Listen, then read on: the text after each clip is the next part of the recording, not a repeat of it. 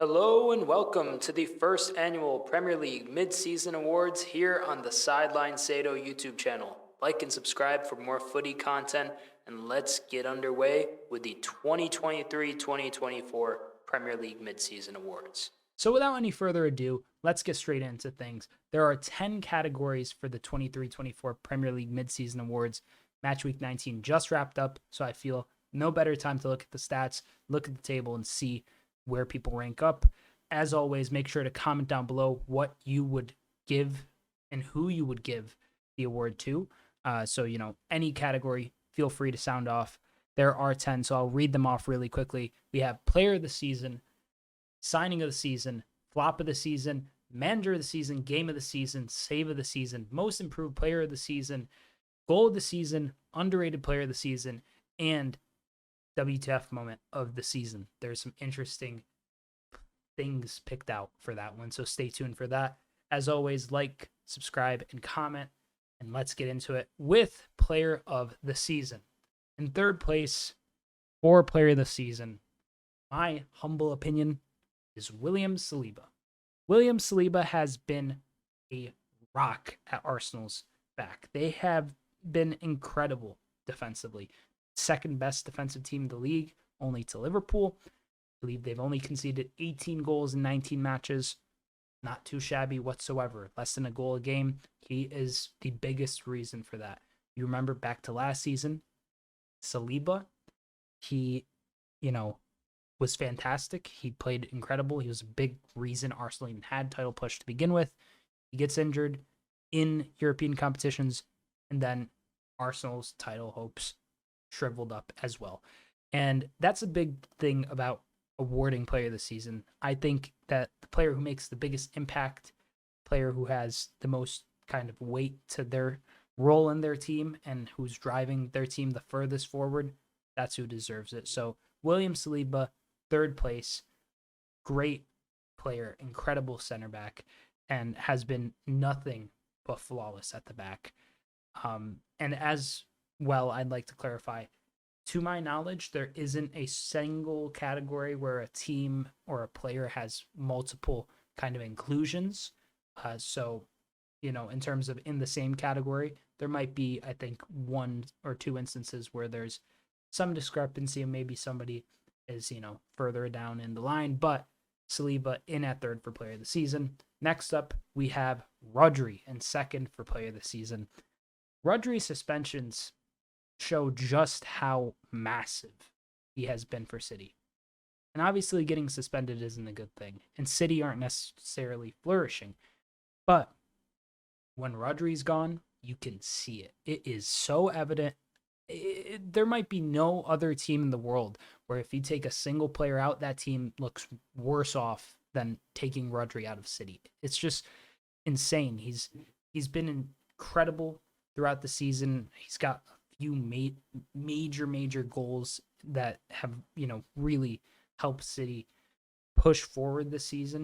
The lack of Gundogan, new midfielders coming in hasn't really worked out for City, and Rodri has been one of the few stable kind of pieces in the middle who has provided continuity, who has put City in winning positions, and has just been incredible throughout. When they're suspended, they lose. When Rodri's gone, he's suspended, he's injured, they lose those fixtures 9 times out of 10. Very rarely do they come away with the win if Rodri's not playing. Hats off to Rodri, hats off. And without further ado, Player of the Season, first spot, it goes without saying, in my opinion, it's Mohamed Salah. He has been flawless this season. He's got a ridiculous amount of goal contributions. I think it's something like 18 or so. He's got 12 or 13 goals in the league. I think he's tied with Solanke as of right now. He's been brilliant. He hasn't been at his best, which is crazy to say considering how good he's been. But he's got over 50% of Liverpool's goals in the Premier League this season. He's just been absolutely unbelievable. The fact that he's, signed this extension, now he's, still firing. Usually the players drop off after that. But knock on wood, Probably couldn't hear that, but I knocked on some wood. Uh, hopefully, Mo just continues this form for years and years to come. I would love to see him extend. But there's a lot of other awards, 9 more awards specifically to get into. So, as always, comment down below what are your, choices for player of the season? Who's your personal choice, maybe for your club, and just your general choice overall in the league this season. So, moving forward with signing of the season, in third place, we have Mohamed Kudus, who has been electric for West Ham. West Ham are up to 6th in the Premier League.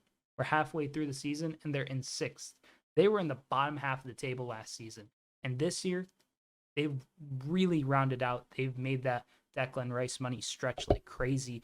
Mohamed Kudus has been a brilliant, brilliant signing. He's totally a player who's going to end up at, the likes of a top Champions League level side. No offense to West Ham fans, but, I can totally see him playing for any number of Champions League sides. And West Ham could possibly get in there too. If they continue with the form that they have a deep squad. James Ward-Prowse, Lucas Paqueta, Bowen, and Kudus has been brilliant. 6 assists is crazy for half a season. He's only 23 or 24 as well. He's a brilliant player. I've rated him since Ajax, and it's lovely seeing him hit the ground running here at West Ham. So, congrats to him. Second place for signing of the season for me is Alexis McAllister. And bear with me, don't get the pitchforks out. If you're not a Liverpool fan, you think I'm being deluded, which possibly I am. Let me know in the comments if I am. But McAllister has been insane. Like, he's been playing out of position, number one. He's been suspended, for wrongfully, which got appealed, I believe. But he got suspended in that fixture, which was, a big hit, and Liverpool still got the win. But the thing with Alexis McAllister, him being out of position shows that he's not truly unlocked himself. And also the price, Kudus was signed for like 35, 45, maybe 50. McAllister was around 35 mil as well. And we'll get to price with the final inclusion.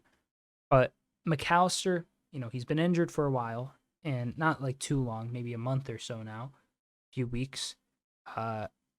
And while Liverpool have coped well, I miss him and what he provides to the team. And I think that for his value, for how he's fit into a totally new midfield, hats off to him. He's been brilliant, absolutely world-class player.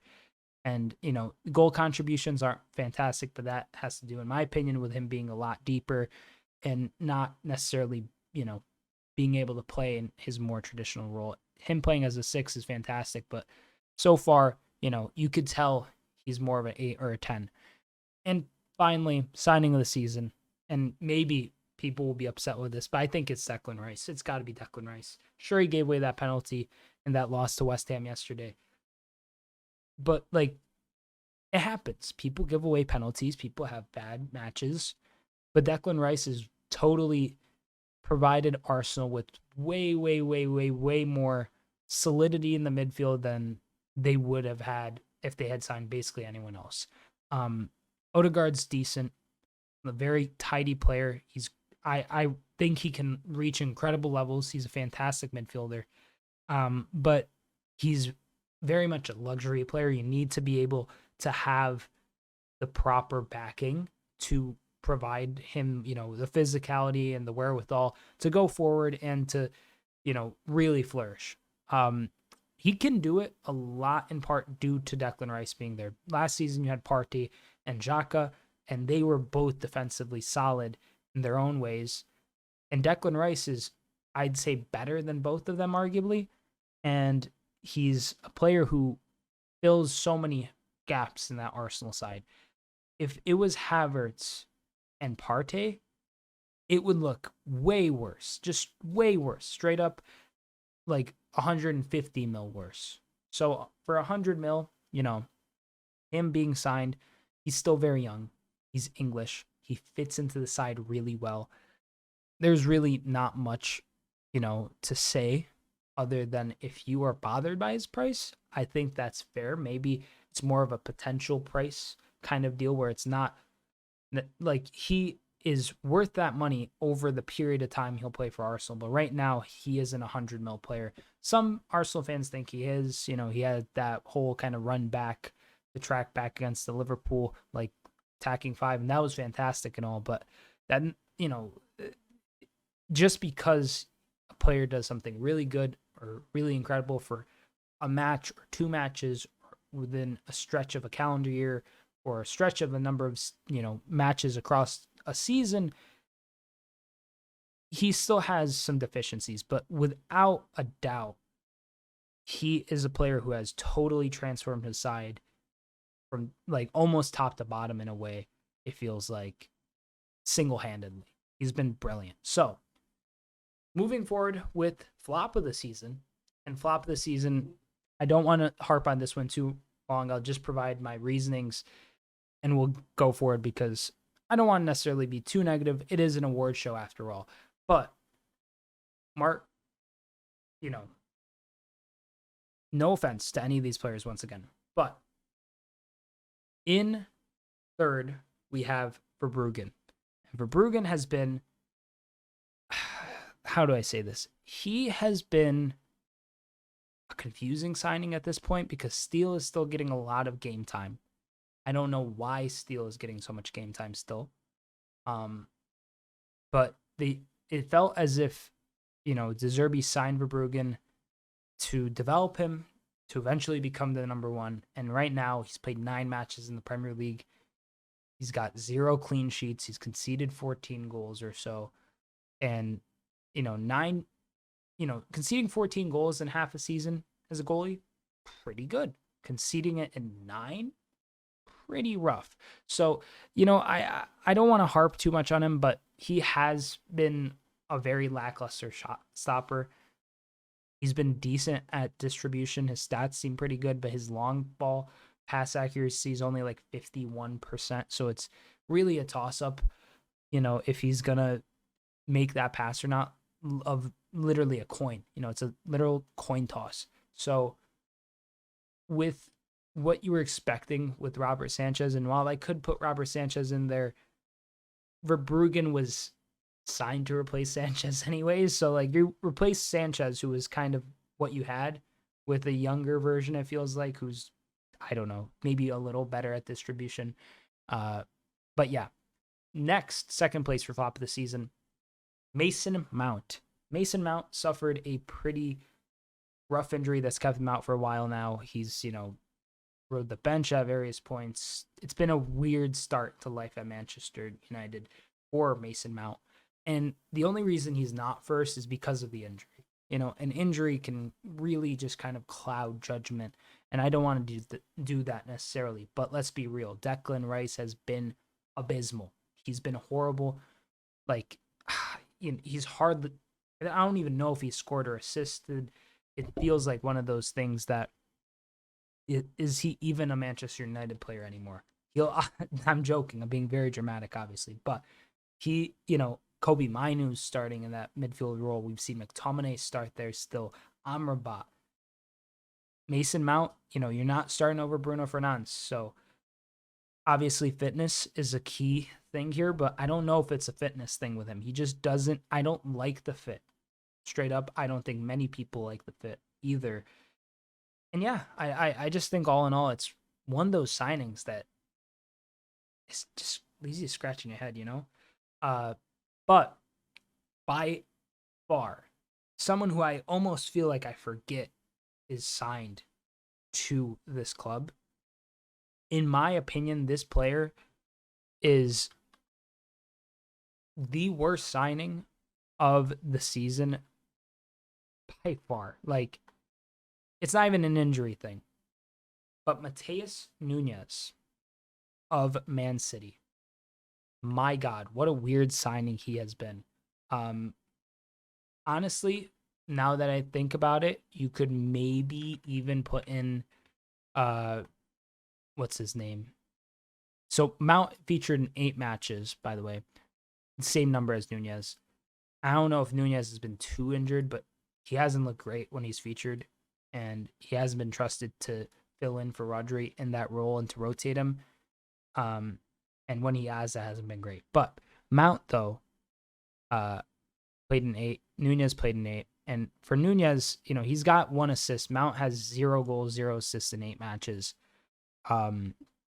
Nunez is slightly older than Mount by a year. He should be a more kind of complete player, and they signed him for like 50 mil. And you could make an argument from a valuation perspective and maybe from perspective of what Man City are seeking to do that, signing Joshua Guardiola has been kind of a flop signing as well. But I think Nunez is far more detrimental. City have had clear issues in the middle of the park. They've, played without Kevin De Bruyne for the whole season so far. Gundogan sold. Calvin Phillips, who trusts him? Now, you signed Kovacic as well, who is, an older player. He is injury prone as well. So that had to, City should have known that. But at the end of the day, I wouldn't particularly heap anyone in too much. But yeah, Nunez, I think he's the biggest flop of the season so far. He has to be. Moving forward with the next award, Manager of the Season. So for Manager of the Season in third place, I have Sean Dyche. Yes, Sean Dyche has been on an absolute tear this year. He's been making Everton look like a side that can actually attack the ball again, which, me, I'm a Liverpool fan. I'm never going to try to give Everton credit. But if you look at them without the points deduction, they might look like they're in a relegation scrap right now. But without that points deduction, they're ahead of the likes of City, Bournemouth. They're in 10th place. They're on the tails of Newcastle, Manchester United. They'd be 5 points away from them. It's truly remarkable what Sean Dyche has done at Everton. Defensive solidity is his kind of key thing, but recently they've been starting to score goals a bit more. And, Dwight McNeil, Jack Harrison, some players starting to, find their way into the fold, so to speak, and credit to Sean Dyche. I think Everton are going to stay up. That's my prediction, at least. I know some Liverpool fans would like to see them relegated, but in my opinion, I don't want the Merseyside derby to not be a Premier League fixture anymore. It's a staple. Let's be real. Yeah, as much as, there are injuries and a lot of carnage or whatever, it is what it is. Moving forward with the second best manager of the season, my opinion, it's Jurgen Klopp. Klopp has been near perfect. And there's probably some Liverpool fans who are very mad at me in the comments. And listen, I understand. I love and adore Jurgen Klopp with all my heart. Favorite manager of all time, by and far. And I just root for him all the time, and I root for the squad, and you could see his impact on the squad year on year. And this season, minus the Tottenham match, which was, at this point, effectively a wrongful result. It's been admitted to by the PGMOL. Besides that, he's effectively rebuilt his whole midfield in one summer. 4 players coming in, Gravenberch, Szoboszlai, Endo, and McAllister. Very, very difficult task to do in one fell swoop, but he did it, and Liverpool sit atop the league, 2 points clear of Arsenal.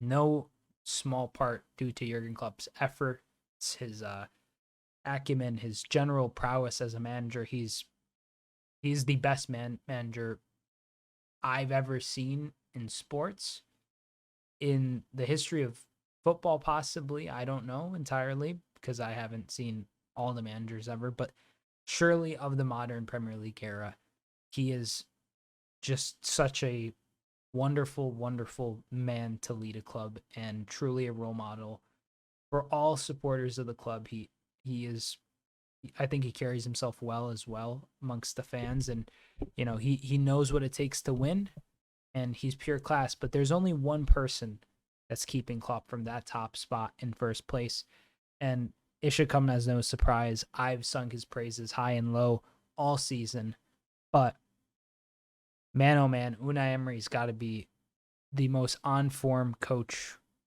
in the league at this point. Sure, Aston Villa have lost, but Unai Emery has been brilliant. He's been such a good manager. He's brought out the best of Ollie Watkins, Douglas Luiz, John McGinn. Zaniolo's starting to get some goals as well as of late. Pau Torres has been a fantastic signing. It's a really competent Villa side. They're threatening to play against. They're scary to face in the league. Cups, you don't want to face them home or away. And that's the best compliment you could give. I mean, under Steven Gerrard, as much as I love Steven Gerrard, he was my favorite player for so long. He wasn't a good manager at Aston Villa. Sure wasn't. And I mean, Unai Emery he has that European pedigree. He's won cups. He's got that prestige. He's experienced what it's like to manage in the Premier League. He's beat City and Arsenal this season. I mean, do I need to say more? He is the perfect man to lead Aston Villa to, whatever form of greatness they may attain. So credit to him. Next up is, I believe, the 5th award of the night, game of the season. And make sure to comment down below your thoughts on any of these awards if you are, interested in letting me know or discussing this or just critiquing me. But game of the season, 5th award of the night. In 3rd place, we have Luton 3, Arsenal 4. Luton 3, Arsenal 4 was a ridiculous fixture. It had a lot of, mistakes from set pieces for Arsenal. Declan Rice had a winner. It was one of those matches that felt like, it was set to be a storybook kind of moment in the Premier League. And it still very well may be if Arsenal wins the title, or if Arsenal, manage to finish within the top 4 narrowly, or something happens, where Arsenal just narrowly makes something happen by a point. This fixture will be looked at as maybe one of the most important ones of the season.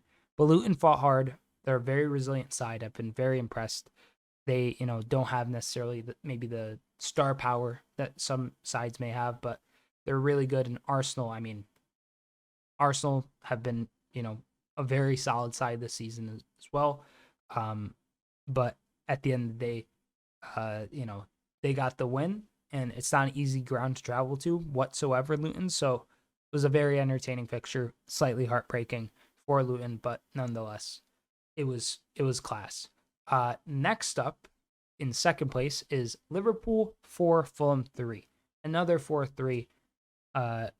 Another one that happened in the same match week, or maybe within the same week. I don't know if it was same match week, but happened very close to one another regardless. I am a Liverpool fan, so if you feel like I put 1-4-3 ahead of the other because I'm biased, I mean, maybe you're right. But this was another brilliant match, just thoroughly. Some wonderful, wonderful goals from Wataru Endo, Trent Alexander-Arnold, Alexis McAllister, and Trent again. It was brilliant. Thoroughly entertaining Premier League classic, just immediately as it happened. I watched it live too, so if you are so interested in seeing that live match reaction, it's somewhere on my channel in the live stream section. You'll be able to find it fairly easily. But finally, game of the season so far, super obvious inclusion in my opinion. It is Manchester City 4, Chelsea 4. This was really the start of this weird moment for City. City haven't necessarily been at their best this season, and it's shown. And, neither has Chelsea particularly. Chelsea looked far worse, and it looked like their situation was getting worse. But this game was a ridiculous game with tons of goals. Cole Palmer slotting a penalty away against his former side. Some banter between Palmer and the City players. It was honestly like one of those matches that it was just so riveting to watch. There was a lot at stake for both sides, and it ended in a 4-4 shootout. That was wonderful to see. Definitely game of the season so far, in my opinion. And next up is save of the season. Save of the season, in 3rd place, we have Emiliano Martinez's double save versus Haaland. What a double save it was. Haaland, he's through going down the left channel, strikes it with his left to go to the keeper's left side. The ball is traveling. It's basically going to go into the back of the net. Martinez drops down with a very strong effort to kind of keep a hard shot away from going in. It goes all the way out to another City player who crosses it in, and Holland bullet headers it in like from not too far. And Martinez just once again, quick double save, brilliant, brilliant sequence of saves. There's probably a million other saves that I have forgot about other than these three. So, as always, if you have another save that you would like to let me know of or think is better than these three, feel free because I couldn't go through and look at every single save from the season, but that was really a very wonderful and memorable sequence of events by World Cup winning goalie Emi Martinez. Second best save of the season so far, and I thought this was going to be first for a while, but Allison Becker's save versus Newcastle, where it like he saves it, hits over him, and it's kind of over him once again. He just palms it out. Ridiculous save. Wonderful stuff. Absolutely brilliant stuff from the best goalie in the world, in my opinion. And I thought it was going to be first, but very recently we had another outlandish save. I don't know what else to describe this as, an otherworldly save that is just next level. Guglielmo Vicario has been arguably one of the best players of the season, arguably signing of the season as well. I could totally see him being in that list, and he's probably fourth or fifth for me. But this save is, I think, the best save I've ever seen. The off the thigh save with the goal line technology and the dying embers of the match against Everton. Come on, man. Come on. It was ballistic. It was absolutely insane. And, you never see anyone do something like that. And he's had a bunch of more traditional saves, but that one in specific was beautiful. Next up is most improved player of the season. And I'm very excited for this one because I think all these players deserve their flowers. They've been brilliant this year, and I have their stats from last year over the course of the whole season, and we're going to look at where they are this point right now, halfway through, because, man, these guys are balling out. Third place, I have Douglas Luiz. Last year, Douglas Luiz was absolutely instrumental in Aston Villa finishing higher up in the European spots. And, he's been brilliant this year too. He's fantastic off the ball. But in terms of goal contributions, he had 6 goals and 6 assists last year. Not too shabby for, a kind of deeper position midfielder. But this year, he's got 5 goals and 3 assists already this season. I could see him maybe getting up to something like 10, 11 if he continues, taking more of their set pieces and stuff. Maybe he doesn't get up there, but it'll be lovely to see for him because he's been totally brilliant for Aston Villa at almost every stop of the season. Like, there's been very few moments where he's looked off the paces, but he's been brilliant, and credit to him. Next up, we have Anthony Gordon. And as a Liverpool fan, that really does pain me to say because, he played for Everton. I didn't necessarily like him when he played for Everton. Not that I like any Everton players outright, but, I particularly had a, distaste for him, let's say. He just kind of rubbed me the wrong way, seemed like a little arrogant. I thought the way that he treated Everton fans was pretty disrespectful, but, he did come from Liverpool's academy as well, and, was then sold to Everton's academy or whatever. Never featured for Liverpool, but, I mean, he's been brilliant. Like, 4 goals last year across, 33 appearances, and he has been injured recently, but he's got 6 goals and 4 assists this season. That's absolutely insane for him. He started up top as Newcastle's number 9, which is you don't see that a lot for a player of Anthony Gordon's profile, but he's rapid. He's just absolutely rapid. He's got a good eye for goal. He's pretty creative and unselfish at times as well. So good to see that things are going well for him on Tyneside, I suppose, and definitely one of the most improved players. But in my opinion, it's not even close to the number 1 spot, who has been by far and away the most impressive and honestly most improved player of the season, Jared Bowen. Jared Bowen is in first place.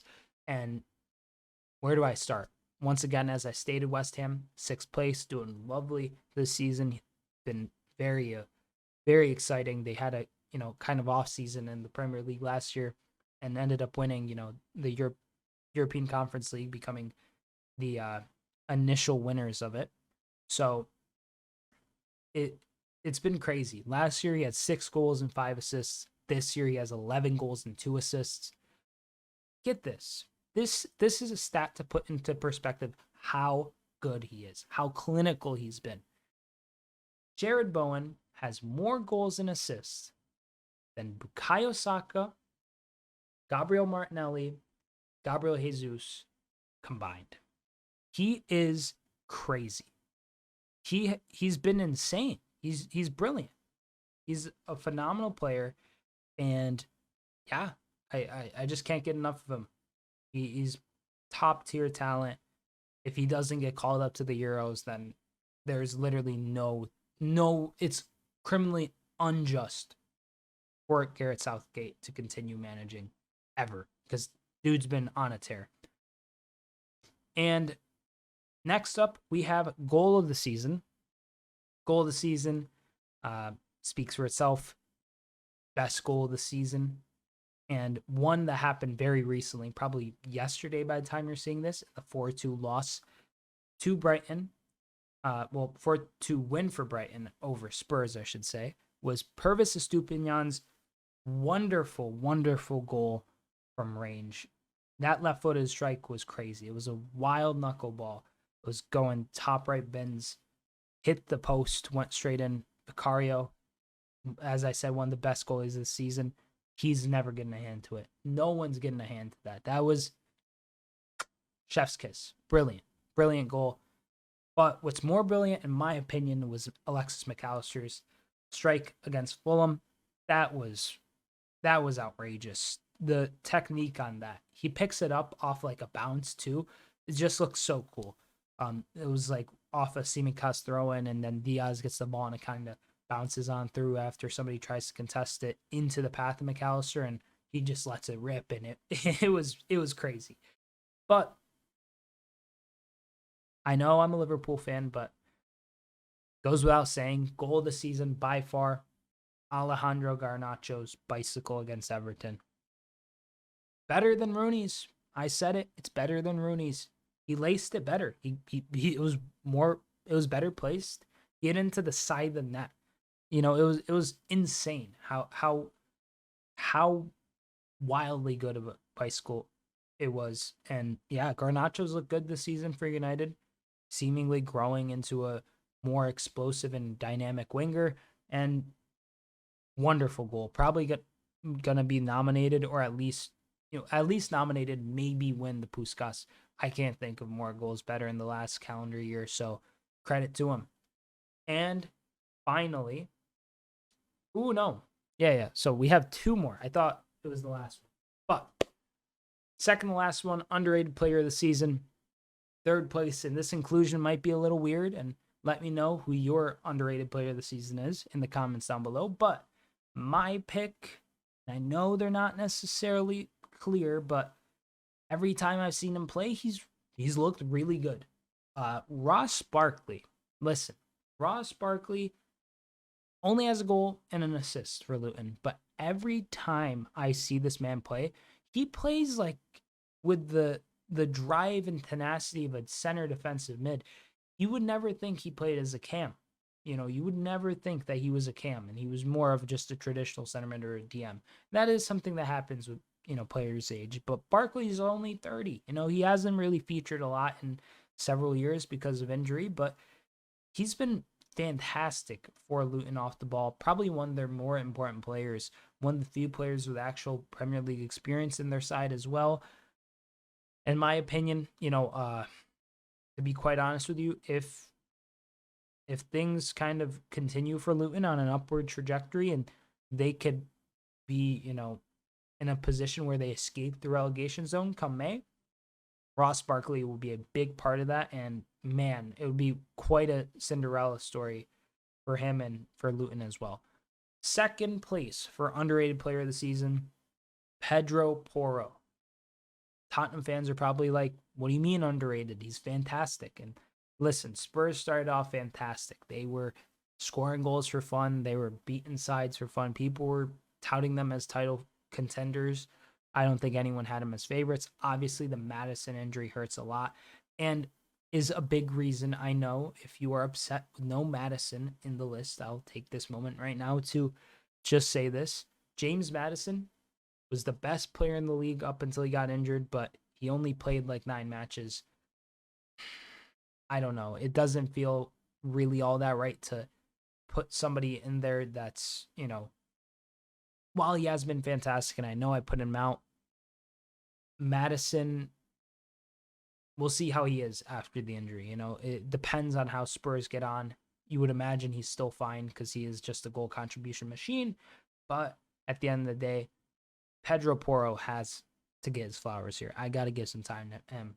I can't backtrack on Madison right now. But Pedro Porro, 0 goals, 6 assists. He's been brilliant for them. He's hardworking. He's fast. He's, creative. He's just been absolutely fantastic playing for Spurs. It's a player that I think that I was a little iffy on. I thought he'd be fine. I thought he was a good player. I was questioning whether it would work at Spurs because, if I'm not mistaken, Emerson Royale at the time was going through a huge stinker phase and kind of still is. But, I was pretty sure that, he signed from Sporting and I didn't think he would be too bad, but he played really bad. And then I thought Porro would follow suit, but he hasn't. And he's been great. So credit to him. Wonderful, wonderful assist returns for him this season. Hopefully for him, he could get a goal before season's out. Got 19 more matches to do so. So let's see if he can. And then in the final spot for undecided or underrated player of the season, my apologies, without a doubt, is Hwang Hee-chan. Hwang Hee-chan has been wildly good. 10 goals and 2 assists. Last year, he was kind of like a meme almost for Wolves. Like, I don't know. It didn't feel like he was really of the caliber of constantly being able to turn out a good performance. But now it feels like he's there. And he's just scoring for fun. He's getting involved. I'm pretty sure he's injured right now with a slight knock. But Wolves will be looking to get him back as soon as possible. He's rapid, he's explosive, he's threatening. What a player. And credit to Hwang Hee-chan. He's popped up in some big matches for them, getting them big points. And Wolves will probably need it because it's getting kind of compact towards the bottom. And, they'll look to, in the second half of the season, maybe get mid-table or higher up and maybe a conference league spot or something if they could find the form. Obviously, it's going to be congested, but anything's possible in the Premier League if you play well enough. And finally, maybe the most interesting inclusion of an award on the list, or maybe the most interesting award on the list, in my opinion, the WTF Moment Award. So the WTF Moment of the Season award, or award so far, however you want to see it. This is how I have it kind of deduced. I've picked some stats that I think represent the season as a whole, kind of tell a story of the season, but are also just like, what? Like, you wouldn't even, just kind of pub quiz questions, something you wouldn't necessarily think about maybe off the top of your head, but interesting things to take away from the season so far. In third place, we have Liverpool getting 4 reds in their first 7 matches and becoming the first ever Premier League side to do so. Crazy. Virgil van Dijk got one against Newcastle. You had Alexis McAllister against Bournemouth, and then Diogo Jota and Curtis Jones being sent off against Spurs. And, I'm not, this isn't necessarily here to, for me to whine about the decisions or anything and be that Liverpool fan, but it is interesting that it's never happened. But what's more interesting is that it hasn't necessarily impacted Liverpool's season overall, even though there have been some injuries. There's been some, some this, some that. And it's been rocky, but Liverpool are somehow still top, and 4 reds in their first 7 games. It's just a laughably, crazy stat. In second place, we have maybe one of the most impressive stats of any manager in the Premier League ever, honestly.